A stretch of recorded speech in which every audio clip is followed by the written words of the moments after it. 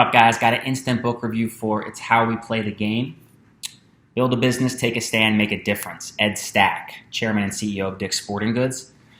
This book is the story of Dick's Sporting Goods, the retailer that started in the late 1940s as like a small tackle and bait fishing store that Ed Stack's father created when Ed was just a kid. And now Dick's Sporting Goods is almost, I think, or around $10 billion in sales annually at 800 locations across at least the United States of America. And it's a really cool story. You know, he goes through everything, how his dad struggled with the store when he was a kid, and how his dad tried to expand the first time in like the 50s and it totally flopped and it really scarred his dad from like a business experience. And then, you know, Ed kind of started to take over after he got out of college and just had a vision for the store and saw what the store could do and how there was room to grow and improve margins and adjust inventory in different ways.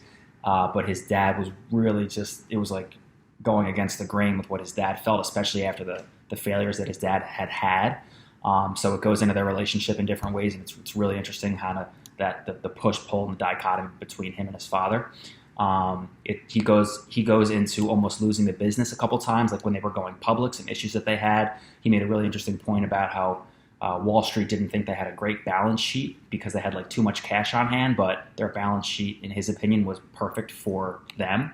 And it's not always exactly necessarily needs to be about exactly what Wall Street thinks you need to be doing at all times. If you can maintain, you know, the longer term goals and values for the business as well. And it's just really interesting because ultimately it's showing you the story from start to current over 60 or 70 or whatever years of a organization that went from being a truly, truly small business, one little store in upstate New York in the late 1940s that was selling fishing bait and fishing rods, to a multi-billion-dollar business that at one point was trying to fight off being acquired by other companies like Sports Authority and Herman's World of Sports, and how they were going into different markets trying to compete with them, to ultimately watching some of those other organizations fall out and die out.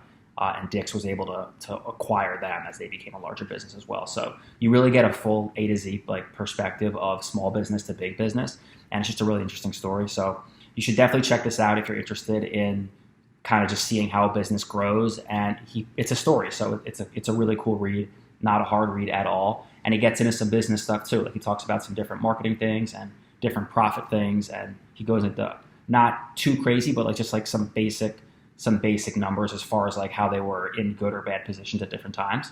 And it's really cool. But if you guys have read this, I would love to hear what you thought. Drop something in the comments. Otherwise, subscribe, and I look forward to seeing you soon.